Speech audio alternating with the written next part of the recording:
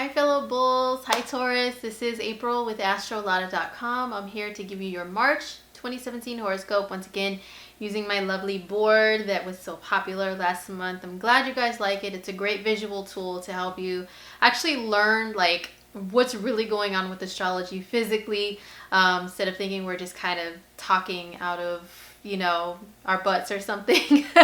We can show you what's really going on with a demonstrative tool. So I'm glad you guys like it. So let's just dive right in. What's going on with my Tauruses this month? So we start out with this crazy conjunction between Mars and Uranus in our 12th house still happening here. What I noticed myself as a Taurus was the urge to do some crazy impulse shopping, because Mars in the 12th transit can definitely make you kind of like be a little more reckless with stuff, especially money, because the 12th house rules losses. So that can be losses of material things and money in a sense. So yeah, just be careful, because the month starts off with that, impulsive energy still happening for us.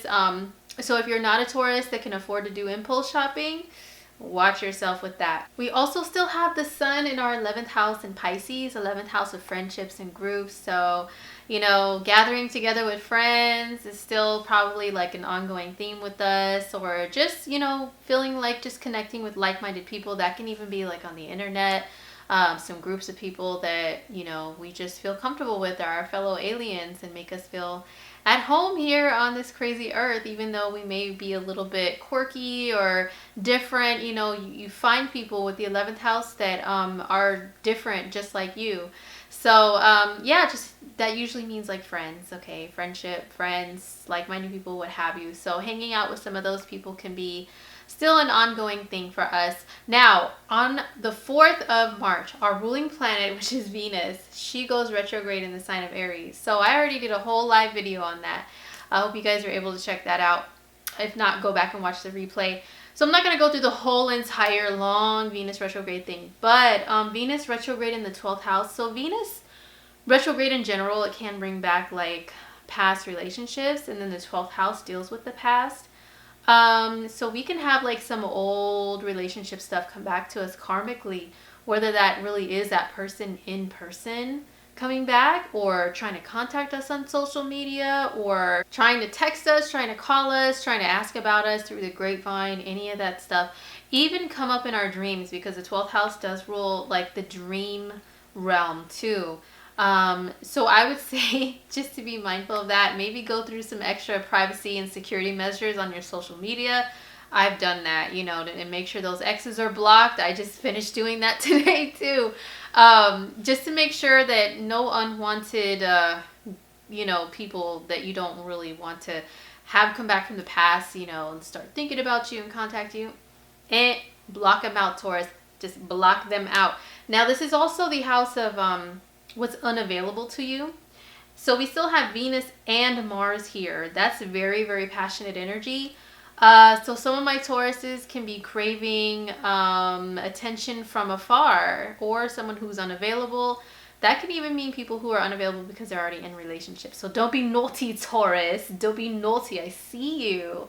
Don't be doing stuff like that. Or you can just be kind of like thinking about somebody like at a distance, or on the internet, or a movie star, celebrity, or somebody that's kind of like not reachable in reality, and being like, oh, they're so handsome, they're so beautiful, I wish. But yeah, go back and watch my Venus retrograde video to see all the other details of how it affects you guys. So also on the 4th of March, we have Mercury that rules communication, and that means communication even by electronic means, and also our logical thought processes. He comes into contact with Neptune. So Neptune is like super foggy, spacey, dreamy. It's like not seeing things clearly, like here in like earthly reality all the time. So I would say be very careful just in general with driving, with operating any type of electronic devices, like sending messages to the wrong people. And this is happening for us in the 11th house of friends and groups. So that can easily happen, sending the wrong message to somebody electronically, and it's like, ooh. Yeah, I didn't mean to send that picture to you, buddy. Erase that. But it also can cause some confusion. You know, this can be confusion amongst like a group of people or with some friends, possibly for us Taurians. But if you're a Taurus that is involved in some sort of creative projects, creative endeavors, especially ones that involve the internet, because the 11th house rules the internet, then this can be a good transit for you to have like some creativity just like flow right through you naturally, in more enhanced, and like seeing things in like, you know, this fantasy type of vision, to where you can channel some like really really like super cool creative ideas and stuff, and have a lot of creative inspiration during this time. So but I would say also be careful of losing items just in general for everybody. I'm going to warn you guys, losing material items. I can't find my keys, I can't find my glasses, I can't find my wallet, I can't find my brain. Like that's Mercury Neptune, so just keep that in mind. All right, Taurus, so super duper important for us as well is on the 9th, Mars moves out of Aries in our 12th house, which may have made us feel so stagnant, even though Aries energy alone is not stagnant. But for us, the house, the sign before us, that means like the dream world and being underwater. So if this is our action and our drive and our initiative, if it was underwater, fizzling down there, just sitting there, it's like it was probably hard for a lot of us Taurians to get a lot of stuff done and have a lot of energy. But good news is on the 9th of March, Mars moves into our sign, into Taurus. So I know some Tauruses, you know, have been wanting to like work out and get their body in shape, including me. Like, I know I'm very thin and small and everything, so people are like, what, why would you want to? Yeah, well, I still need physical exercise because I still am a human being, a physical being. You know, we all need exercise no matter what we look like physically or whatever. So I've been wanting, I'm like, yeah, I'm gonna start riding my bike, I might get a gym membership and try to make time for that stuff. But it's been all up here, but not even like acting upon it. Well, once Mars goes into Taurus, time for some action, like Redman says. Come on, let's get it, Taurus. Let's start going to the gym. Let's start walking, running, you know, just feeling good and alive, okay? Because that's what Mars in your sign makes you feel, super duper just alive and energized and like a super ninja. Like you could do anything. You can jump, you can fly, you can move any way you want to. That's Mars in your sign. However, there's always a however in astrology. I will give you both sides, the good and the bad.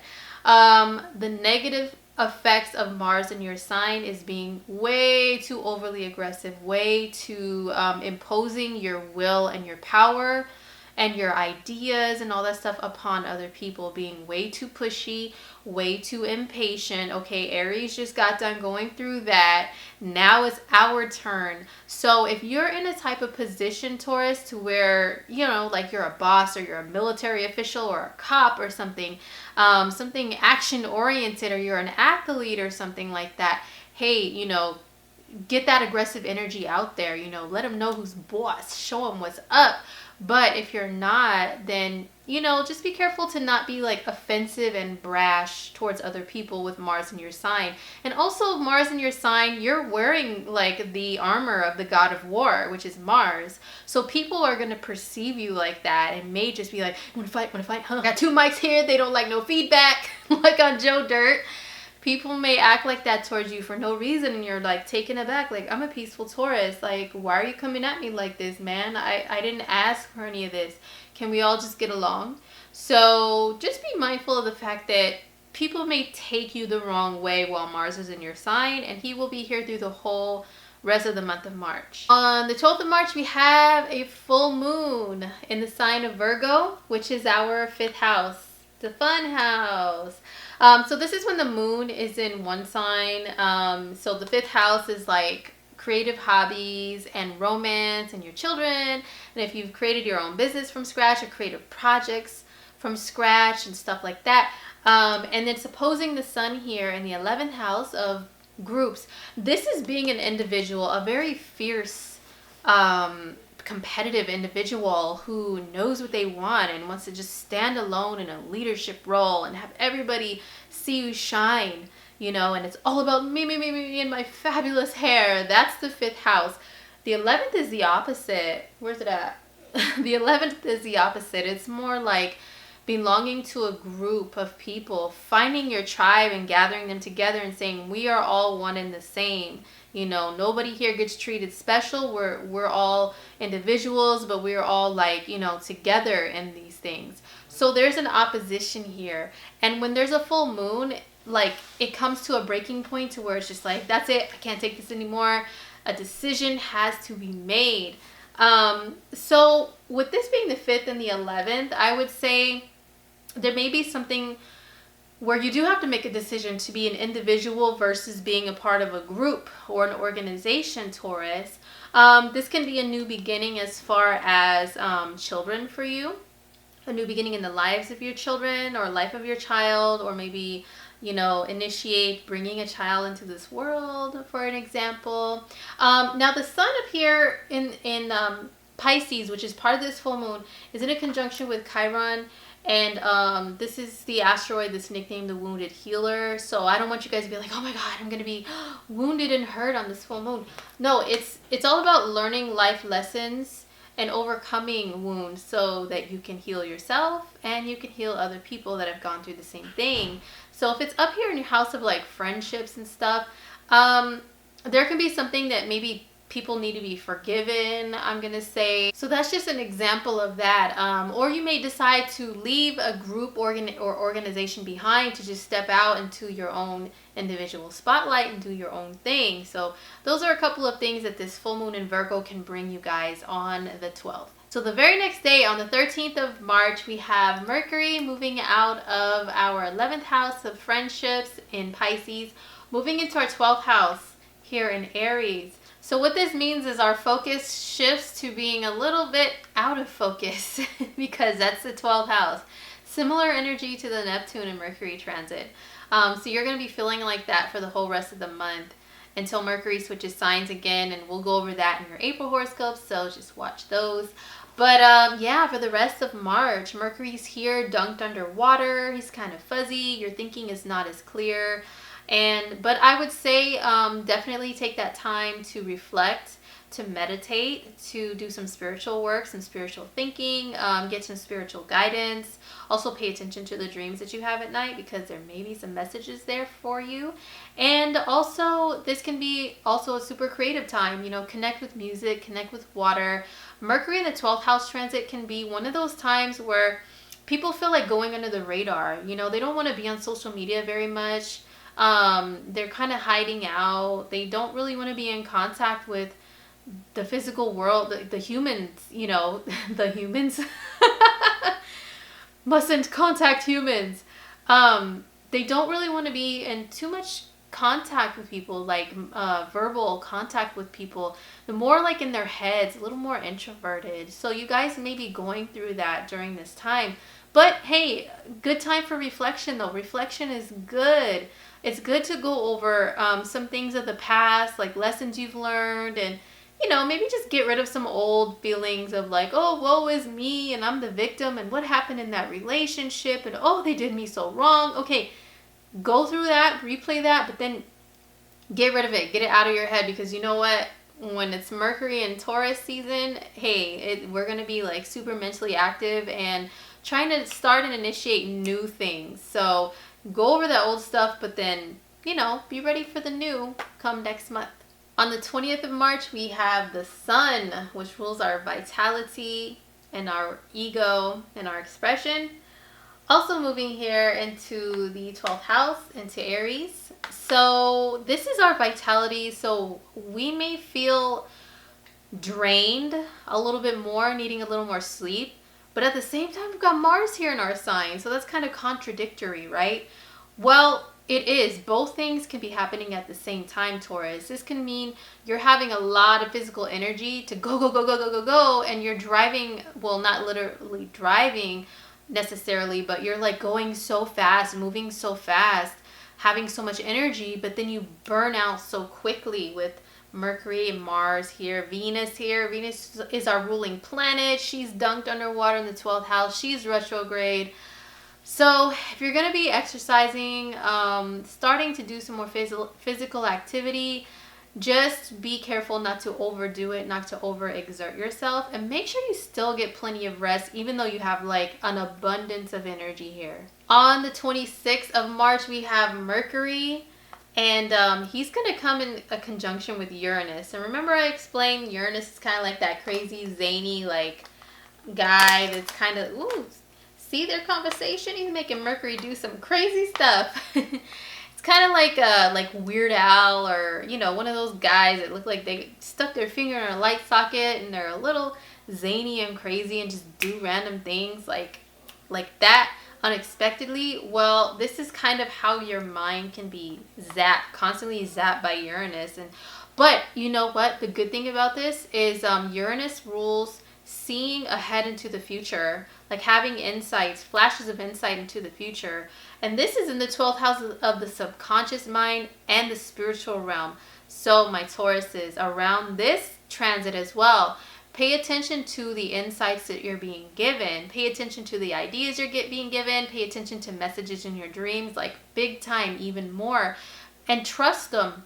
Trust them, okay? This is a really good time to meditate on some stuff.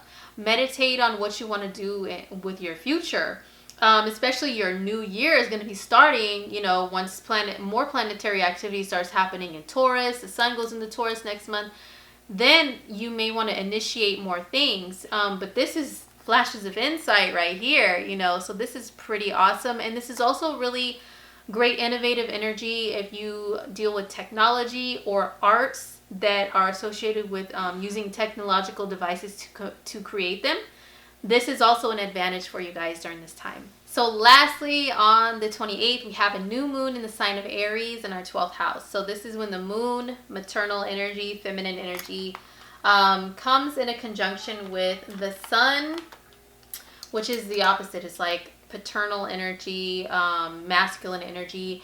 And what do? They give birth to something new, a new beginning. Now, usually when there's a new moon, we like to say initiate new beginnings, try new things, you know, out with the old and with the new, which can still be the case. That can still apply. However, remember that Venus is retrograde and she will be in the mix in a close proximity to this new moon.